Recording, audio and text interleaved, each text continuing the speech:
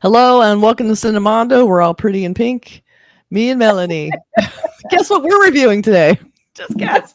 It's not Pretty in Pink, but I did love that movie. It's not Pretty in Pink, but that was a core movie of my I teen loved years. it. I loved it at the time. So good. If you guys haven't seen it, John Hughes, you'll love it. But in the meantime, we're talking about Barbie. We've been waiting to do this. I finally saw it this past weekend. So now we're scheduling our Barbie review. And so how did your Barbie experience go? Because did you have the theater full of pink? Yes.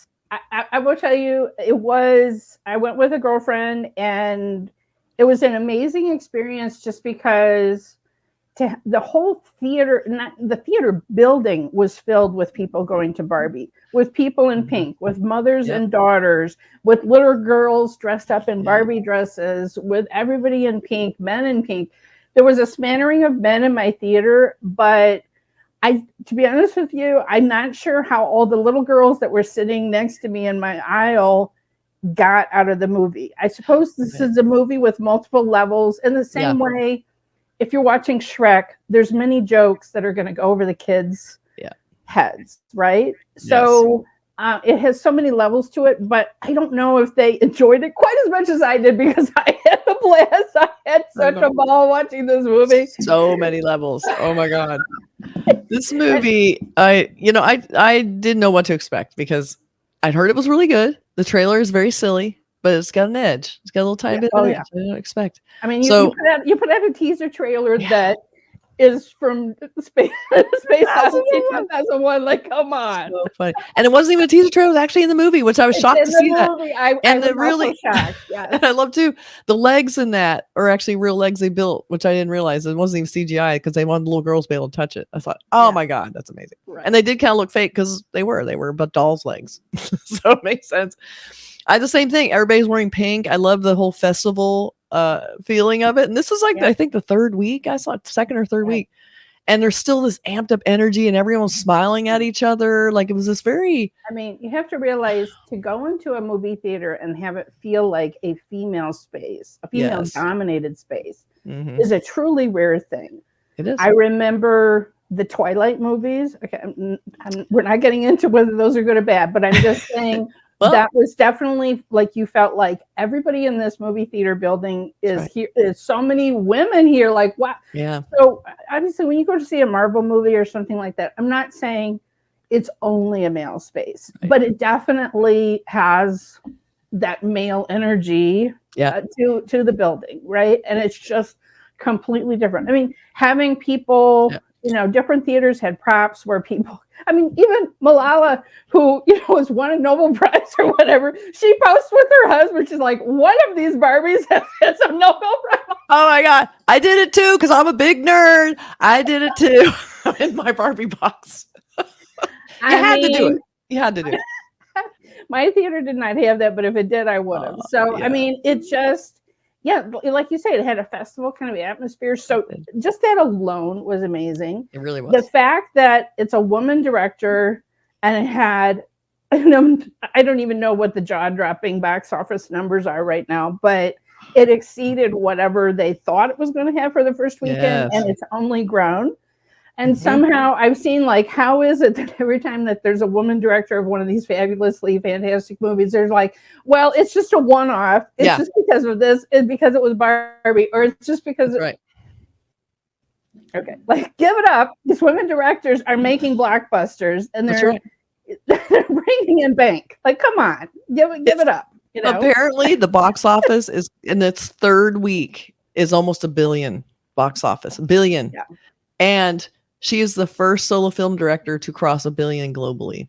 And that's a very small pool of people to begin with, a small female directors. So it's like, that is a phenomenon. And when I saw this film, the fact that it's a movie that people are actually talking about Oscar nominations as well, like Ryan Gosling, who plays Ken. The man completely committed. I loved him so much in this. He was my God. Like he was... Before I went, I saw that I'm Just Ken music video. I can't get that song out of my head. And it's the goofiest song. There's so many great lyrics, and I love the I'm living a life of blonde fragility was a great line.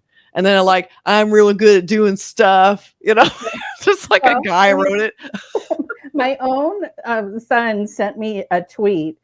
You may have seen it going around because I retweeted it, where somebody was like, I wanted to they're showing a moment from when he's doing the dance like this with Simu Liu. Yes. And they're like, I just wanted the entire movie to be like this. I never wanted it to end. And then somebody from India posts, I think you might need to watch a Bollywood movie. Like, it's so funny. I just said that today. I'm like, I'm looking at this going, this is really good, but this does not hold a candle to the music breaks. As much as I loved them, they felt almost slowed down and simplistic next to what I am used to seeing on the Indian films, where they are so grand and complicated and so extravagant. So I'm watching it going, yeah, this is pretty good. Right, but the people are saying the joy that they felt, like they're not understanding the joy that they felt from a couple of small music numbers. Yeah. Like, yeah, we get that every week, people. There's a reason why they do it. There's a reason. I didn't think I would like it either. And when I started seeing indie films, it's like one thing I look forward to now. Like, that's what I want to see. And I thought that seems like such a strange narrative thing to do in a film, to take you out of the movie or put this big dance number for no reason, everyone dancing together who were enemies or whatever. It's like, oh no, man, that's like the highlight. It's the highlight. Or I was primed for these musical numbers. Right, exactly. And I mean, for those that don't know, obviously people who've seen La La Land know that Ryan Gosling can dance. But like, search Ryan Gosling on YouTube and see little, whatever he is, 12 or 13-year-old Ryan Gosling breaking it up. Like, the kid has been dancing since he was a little kid. He loves it. That's right. He was a Mouseketeer, people. Like, he is well-rounded. He did the Mouseketeers. He can sing and dance, which I did not really know. He can sing and dance. And obviously, I mean, also, he just has such a sense of humor about himself. I absolutely adored everything he did for the marketing and in the film itself, because he never is winking at us. No, he's just so sincere, completely committed to it. He's so sincere, and I like that the idea. Like, I loved his revelation when he goes to the real world, and I know we're here. We're talking about Barbie. We're talking about the man in the movie. We're gonna just do that for now. Just like watching to see. It's so delightful. Like, it's still part of the female experience is to look at Ryan Gosling. That's just part of what we do. So it's like he goes to the city and realizes that men actually have the power here. And it was like, what? But I love how he said, the minute I found out the patriarchy didn't have anything to do with horses, I kind of lost interest. And I love that there were horses everywhere. Like what he brought back to Barbie Land, videos, songs, music, horses, whatever dream houses. So funny. I mean, that is so my main feeling about this is like, how did this happen? How did they I know. How I love that, Mattel looked like the big bad in Severance or something. It was this big scary conglomerate, right? That was hilarious that they even have a sense of humor and let them do that. Like, I'm shocked. So we have a person pitching a Barbie movie. I see that being a kids movie. Okay, fine. I see a studio of executives going, yeah, sure, that sounds like a fun kids movie. And yet they hire a woman who then takes this and turns it into this. Not only does it look really wacky and over the top, they somehow make it emotional. It has heart. They bring in a really strong message for men and women. Like, this thing is a miraculous film. It is miraculous, and it hits on every quadrant. And I agree with you. You're like, how did this get made? Who said yes to this? And how did they get? I feel like executives. I want to know, like, was this Greta's dream project and she brought it to them? Or they, like you say, did they hire her? Now, obviously, there's been things like the Lego movie, right? Where they endearingly make fun of the toys a little bit, right? Yeah.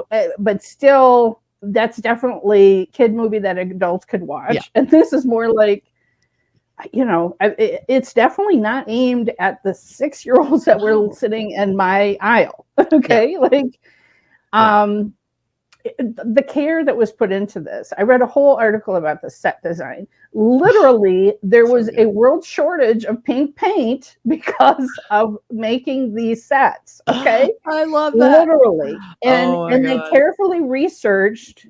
So the proportions, I don't know if you noticed, like the proportions are a little bit weird because they're exactly like the toys are. The Barbie dream house if she lifted her arm, she could touch the ceiling, which is exactly what they had to do here. So everything had to, like, it was 23% or something. I mean, there was some ratio that they figured out that the sets, the cars, everything that's in Barbie Land had to be like 23% smaller than they would be in real life to be proportioned. And then it gives you that, okay, we're in Toyland, right? Like just visually, you know. And, you know, Weird Barbie, of course, has the really weird house. And evidently, like, the rug in Weird Barbie's house, everybody in the set production was, like, fighting over who was going to get that rug. So that's so funny. I love that. And then flipping it to, you know, the costume design. There's so many iconic Barbies and iconic I love that. Outfits. And so they were not only included in the movie, but every premiere that they had across the world before the strike happened, there was outfits that Margot Robbie wore to these premieres that, again, were other iconic Barbie outfits. The marketing rollout was top notch. Like, it was so self-aware. I've never seen anything like it in my life. I've been in this business a long time. I know how this works. I have no idea how I managed to get this to work. I don't know how it happened. I mean, this was some agreement at the top of the tone and the messaging, and everything was so spot on. And I'm so shocked nobody lost their nerve. Like, it amazes me that it went to the top with people approving it all, because it's so easy. Well, I mean, they're so sensitive to every little thing. Like, well, we don't want to repel men, but, you know, we want to, you know, bring women in, but we can't, you know, I can so hear it. But then they went, don't care about men on this one. Just don't. We're not going to care. And guess what? Men came anyway. Like, yeah. Well, I mean, there's certain things that, for instance, the scene where Barbie is sitting on a bus bench and a bus stop, and there's an older woman, and I didn't really realize it, but it's the first time that she's seen someone age. That's right. And she says to the woman, "You're so beautiful."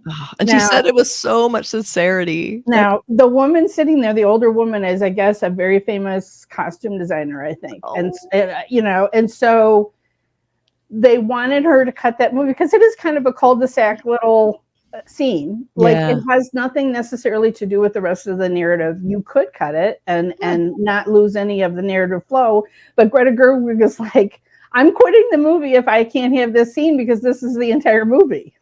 Exactly. For that. And then also the scene where the young middle school girl who has abandoned Barbie gives this whole diatribe to Barbie when Barbie finds her at school, and even says, "You're a fascist." Like, the executives from Mattel, Greta's like, they flew to London to the set, and she had the actors act it out live for the executives to show them, because the way it appeared on the page and the difference in the way that it is in the scene itself. But they said all those things. They said Barbie is a fascist. It was in the movie. I love that so much. There were so many great moments, like even like where they talk about, what was it, where there was a little voiceover, you know, there was the voiceover they had through the whole film, and they have a little thing, where Barbie says, "I don't feel pretty anymore," and they went, "Margot Robbie is not the right actress to pull this off." They're right and they're wrong. First of all, no matter how beautiful a woman is, she feels ugly sometimes. So that was perfect. Even with Margot Robbie saying it, I'm sure she has her moments where she's like, "Oh God," you know. But what's I love about her is she's been in some wacky movies. Like, she takes chances. And she brings a sort of quirky energy, so that she's not like that repellent perfect beauty that is so plastic and void of any kind of personality. She brings personality. She makes the movie, like, she just is so she's so perfect. She's so perfect as Barbie. So that like I literally can't think of anybody else that could play it better than she did. She was amazing. And Kate McKinnon as Weird Barbie, are you kidding me? Come on. It was so good. I think every girl has that Barbie where they chop the hair off and it looks crazy. You just have that. I wasn't the Barbie girl, but I knew a lot of people who were. Like, I was more like stuffed animals, you know, and plastic horses. But I did sometimes animals. I know, it's shocking. Shocking. Sometimes we would join forces and Barbie would play with the animal friends, and that's how it would work. So I did have a little bit of experience with it. but I also loved Michael Cera in it because they had those. I love the short run dolls that kind of were one offs and no one really bought it, and then you have him like Alan was a real doll that just kind of faded away. Just here's Alan, everybody's like, don't care. Yeah, and I just love how like Cinemondo and Gosling were just constantly. And then also at the same time, my husband and I were watching that Secret Invasion or Silent Invasion or whatever. And I'm like, Mark, okay, I can't remember the actor's name, but the same actor who is the main villain, Gravik, in that Marvel thing, Dower, whatever, he was the African-American Barbie. Oh, that's funny. Oh my God. And I'm just like, where have I seen him before? And then I Google on IMDb like to see. I'm like, what is happening? I know. I like to like where it's like, where does Ken sleep? I don't know. And then I always see people with Barbie that the Ken was just kind of thrown in the closet next to the Barbie house. There really is no Ken house, so no one gave a shit. I love that was addressed in the movie. I also, and of course, American Ferrera, whose daughter's the one that called her a fascist. Yeah. Who realizes all of a sudden that Barbie is actually her Barbie.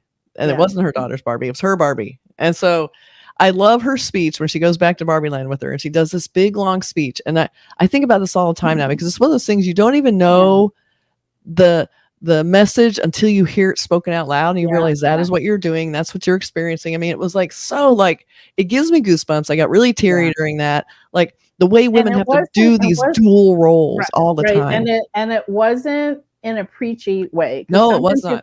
Sometimes you can have a speech like that in a movie and you're like, okay, calm down over there. No. But it's also the way she delivers it. She's such an earnest actress. Yes. Like she just totally sold it. Oh, yeah. Amazing moment. I agree. Amazing moment. So good. Just that weird tightrope, like, pretty but not too pretty, and like strong but not too threatening, because you don't want men to feel like they're and your whole life is spent doing this weird balancing act, so you're not going to offend men or offend anyone, other women. She goes, you're trying to have sisterhood, but then you also don't want to threaten anyone. I love this complicated lifestyle women have to deal with just almost subconsciously now. That's just part of your life. Right. And so it's articulated. Yes. And in fact, like, instead of having a speech about what patriarchy is, this was a show don't tell kind of movie. That's right. Because Barbie had no idea what the patriarchy is and the way men look down on women and whatever until she came to the real world. And Ken had no idea his lesser role or whatever until he saw, wait, people respect me. It's like we saw the way this dichotomy when Ken came to the real world and suddenly, I know, so good.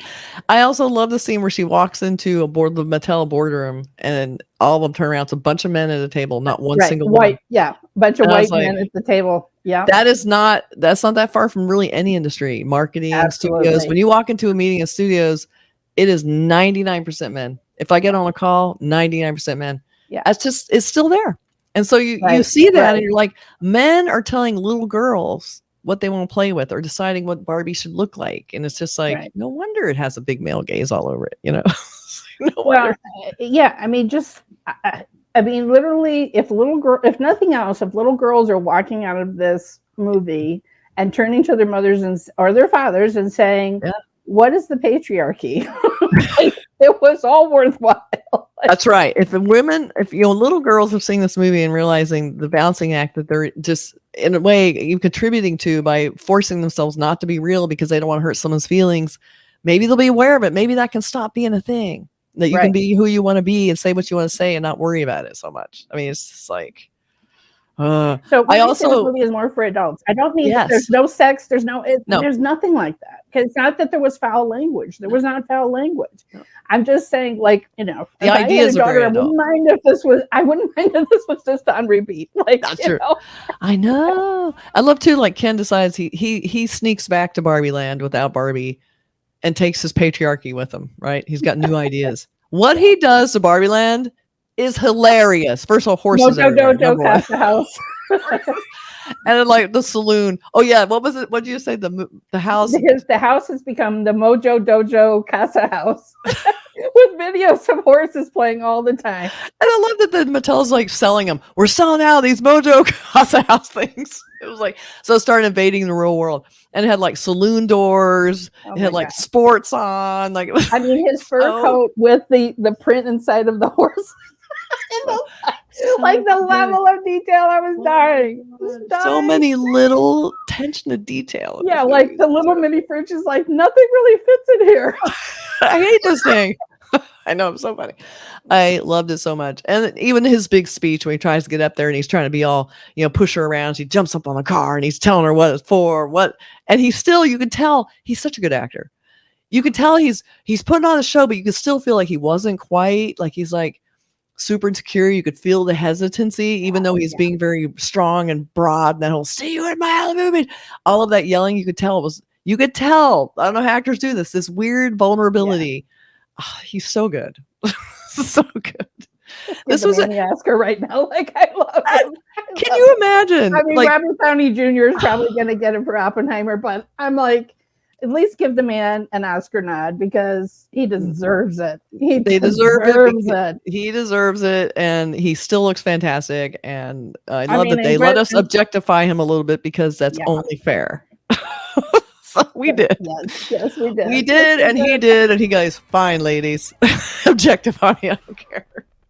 I like that too, where they have the like, "Hey, why don't you come over and stay the night?" And he's like, "I don't know what we'll do. I don't know. He's trying to be all sexy. I don't know. We'll do. I don't know what to do. Honestly, what happened? I don't know. Probably not a lot. Little kid goes to bed. They just lay there. I like it too. They had the little moment where the dolls kind of collapse. Like she's like, "I can't take it," and she literally looks like a doll was been thrown on the ground. Just real stiff and just. I know it's become a meme. It's become a meme. I've seen it everywhere. We all have those days where we look like Barbie laying in the grass. Yeah, it's so funny. But when I left, I just felt this weird sort of like optimism and hope. That's like, wow, if a movie like this can get made and make money and show men and studio executives that are mostly male that women want to go to movies, and they don't want to go to the rom-coms necessarily. They want a movie for them and about real experiences. They don't, I feel like they just always kind of, give you women want romance. That's what they want. No, well, they do and they don't. It's like it's a also, weird disconnect. Okay, they could argue, well, this is a familiar intellectual property. It's Barbie. Mm-hmm. Something truly original won't work. But this script was so freaking original. Like, yes, come on. Yeah. It was, and like, just give Greta Gerwig all the money. Let her do whatever the hell she wants. Because she is a goddess. Like, she's made some great films. I just wanted to die that whole one-off thing. This was a special circumstance that this woman director succeeded here. And this was, while Twilight was a special, like, come on, over and over and over again, when a woman succeeds as a filmmaker, it's treated as this just anomaly that could never happen again. It was just these perfect set of circumstances. And she just got lucky. No. Yeah. Greta Gerwig did not get lucky. She made this Barbie world. She made this movie, and we all are reveling in it. And I hope more women filmmakers get a chance. It's hard enough for any filmmaker to get a movie made that's not some big Marvel conglomerate, whatever the heck, right? Yeah. Like, give the women some money because we'd like to see something fresh. I think that's the other thing, is that this felt fresh, right? It did. And so people responded, and word of mouth was insane. I had like, somebody was like, "Oh, you liked it?" And then I posted a little mini review on Facebook, and I had cousins and other friends saying, "Okay, I'm going to the Barbie movie today because Melanie said it was going great." You have that cred.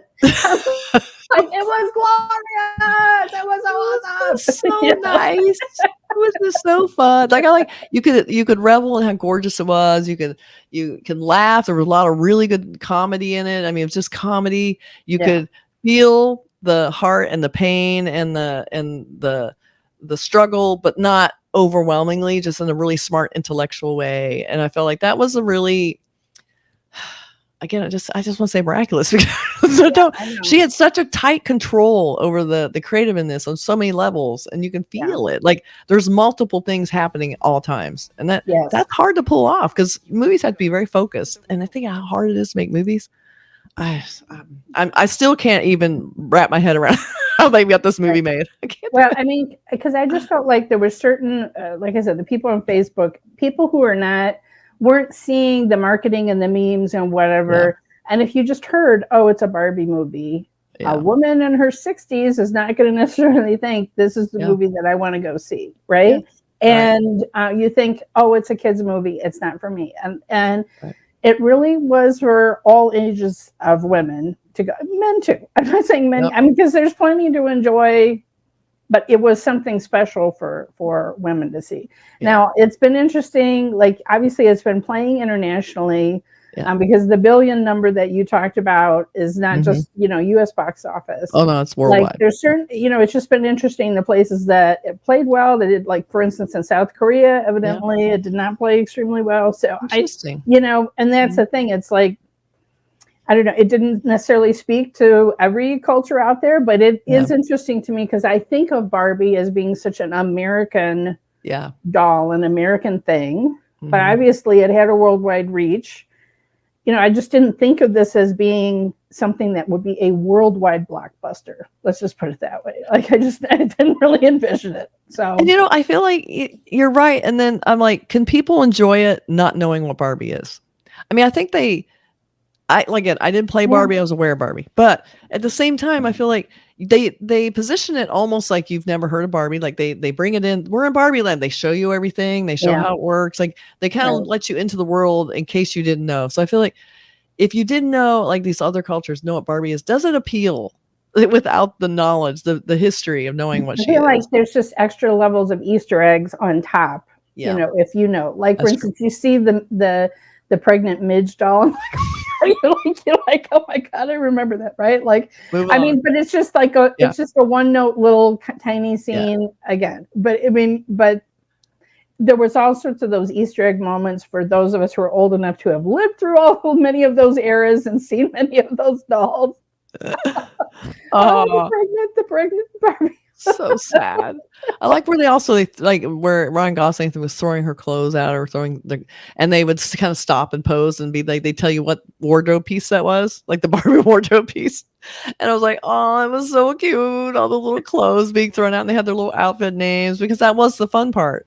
Yeah. I also really like the idea that they said Barbie wasn't just a mom. Like she was not a mom doll. She was a girl who had careers and personalities and different things. She had, cowboy, a stewardess, a doctor, Right. So it was the first time that we had actually seen a doll that wasn't just about being a mom.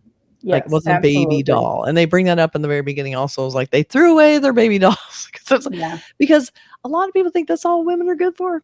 Those have babies. But Barbie made that a whole new message. And I thought that was kind of important even then. Yes. Let alone having a movie about that in today's, which things haven't changed that much apparently.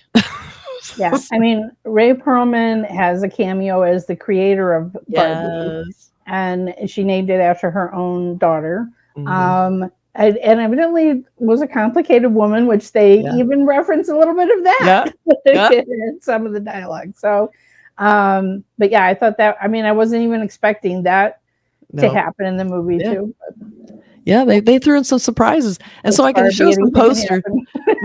We talk about the marketing, so we might as well look at some of it because it is also very cute. Just the color, right? Like that font. Gorgeous. Everyone who had the doll knows. But I know the agency that did these, and I probably know the art directors who worked on this. I should talk to them about it if they knew at the time, which we never do. When you're working on a poster, you have no idea. Like I totally see what they're doing here in the Photoshop and the photo shoot, but it's like when you work on that, you're like, is this going to be good? I don't know. And then we have, they had the character cells that were cute inside the Mattel logo mark. The logo. And also she's wearing one of the iconic outfits from Barbie. And this was probably a huge photo shoot. They probably had her in multiple outfits, really great quality. And the other thing we were talking about, you were talking about the scale of the Barbie land. And also what they did I thought was interesting, mostly with Ryan Gosling's wardrobe, is that it's material that's real life size, but they cut it down to be small, so clothes always feel like it's a bigger weave. Like, so his clothes always looked a little stiff, like they almost were were almost fake in a weird way. Like they did a good job on saying even the clothes have to be kind of scaled in a weird way. So I appreciate that they had that attention to detail. Of course, we have to show Alan. I love him so much. He's so fun. Also, the perfect casting for someone to kind of give those little sarcastic looks. Oh my God. I've loved him since Arrested Development. He was in the Black Mirror recently. He's always a highlight, whatever he shows up in. Yeah. And then, of course, we got to show Crazy Barbie. She was so good. She's who I really like. Like, I would love to be the Crazy Barbie. She was cool. Then we have a few little more obscure posters, This is oh, well, look at how her face, her hand is covering Ken's face. Yep. She's everything. He's just Ken. Yeah. What did I hear that can translate to something so that phrase "he's just Ken" means something else? I don't know, but in one of the things was in South Korea, they took that tagline off the poster. They took the "he's just Ken" off, and I don't know if it was a language issue or people in Korea are not going to want to hear that message. I don't know. I think it was something like she's everything. He's just there for sex, or some kind of weird message that was like, it kind of makes sense also.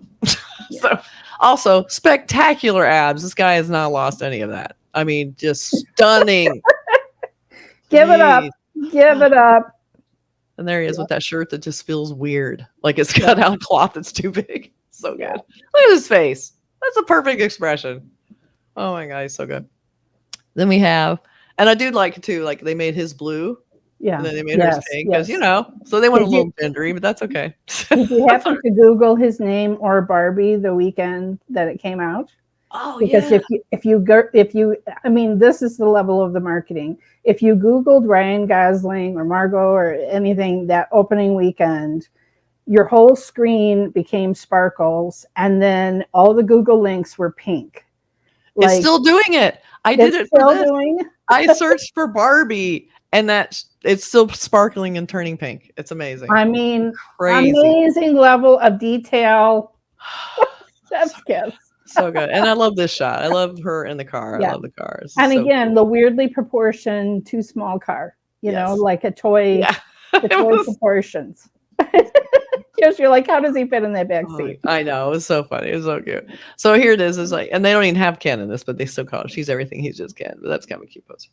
So really consistent marketing, incredible rollout of incredible content, including that music video with Ken, the little teasers they were doing. I loved how they started where they go, oh, Margot Robbie's new Barbie movie. We have one photo. They had like one photo from the set for like months. Like that's all you saw. It was this big mystery. No one knew. Then there's a teaser. Like they kept it so tight. You just wanted to know more. Then they show Ryan Gosling. Okay, now we really got to know more. Like what is happening with this movie? This is like the next level right now. And we saw Ken on the Ryan Gosling as Ken on the beach. I'm like, oh my God. So good. Oh yeah. So it can be. It's a movie that has a lot of levels. You can go and just have fun. You can go and have all of your most insecure, terrible thoughts read out loud and then solved, and spoken, and you have camaraderie over that because we all feel it, right? You go and just feel the energy and the fun and the positiveness, and I just and laugh just your have ass hope. Off. And laugh. Go just for the laughs. Go for the fun. Laughed so hard in this movie. So I mean, good. I was literally like, there would just be little. It could even just be a sight gag, and I would be practically on the floor laughing. I laughed so much in this movie. The pooping dog. What was that about? That was, I mean, what the hell? Did they really make that? That is a real thing. That is a real thing. Oh my God. I do not have daughters, but I was in toy stores buying things for my son at a time when that existed. Yeah. Wow. Okay. So it absolutely existed. Oh my God. That was amazing. I love they had that in there. That was in Crazy Barbie's house, of course, because that's where it would be. So it was great to see the culture shock when they go to the real world and how different it was. And I love how they're like, why is everyone staring at us? Well, because they had fucking neon clothes on. That's why they're neon and they're roller skating and they look so good. Did you bring your rollerblades? They're like, of course, they're like vibrant yellow. I definitely remember that Barbie and Ken that had those outfits. Oh my God. Yeah. And just her juxtaposition in every outfit she wore. The pink cowboy outfit was great, and her like all of a sudden realizing like, wait, the world isn't what I thought. Women aren't in charge. They're not running the world. What's happening? She thought she'd solved all the problems. So I love the culture shock. Culture shock was great. Lots of great gags in that. You get Will Ferrell. Always great. Love Will Ferrell. Just can't go wrong. So again, love this movie on a lot of different levels. I didn't think I would. I'm not really that kind of a moviegoer, as you know, but it was so refreshing. So fun. I loved it. All right. Highly recommend in case you haven't gotten it for the last. Yeah, I know. We just been raving about the whole. Did we have anything we didn't like? I mean, I really can't think of anything that I didn't like. You know, I mean, they made a point of, you know, it wasn't just all white Barbies, you know what I mean? Barbie Land had the full rainbow and everything. So, I mean, Issa Rae was great as the president. Yeah. Like the part when they all forget that they had all of that. I was like, oh my gosh. I mean, there's just so much satire, you know, but with a message that really resonates, and it's not just a fluff movie. Like, it resonates with you and you still think about it.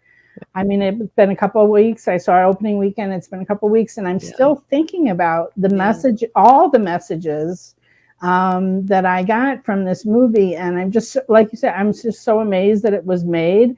And I'm really hopeful. I'm hoping that the insane success will lead to more female voices, female filmmakers, and scriptwriters, giving us some incredible original content, you know, because I have to admit, I love Marvel movies, but I have superhero fatigue, people. Yeah, I know. I'm kind of burned out. I mean, am I going to be there for the latest, you know, Captain Marvel movie? Yes. Okay, because it's got women in it. But are you going to Blue Beetle?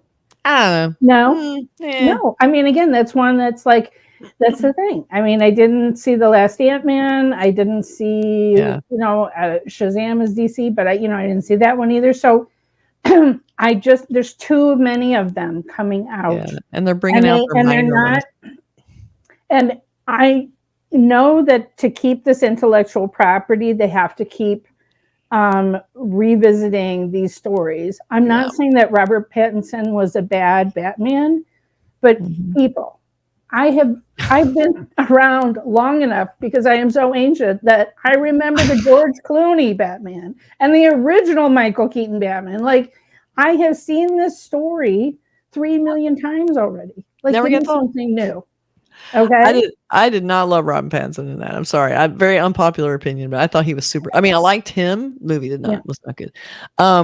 One last little thing I wanted to mention that was in the movie was, I like when they decide to take back Barbie Land, and they go to pull their tricks on the men now to help them snap out. Like, the women are starting to snap out of it, so they want to distract them, so they drag them off to be like deprogrammed. But in the meantime, a woman has to go over there and kind of distract them by going, "Oh, you're so strong," or like sit there with your glasses on, and he'll want to take your glasses off and tell you how pretty you are.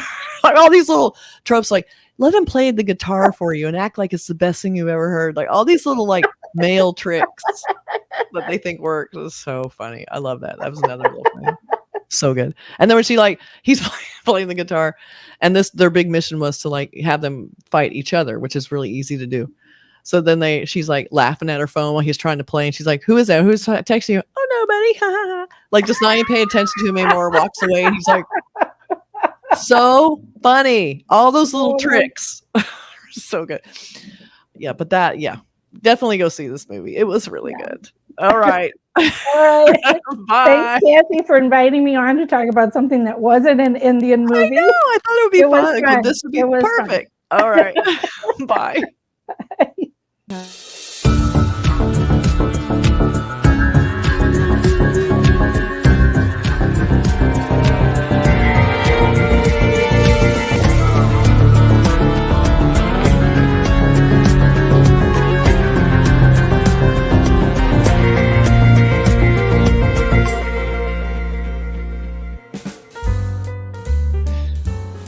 Hello.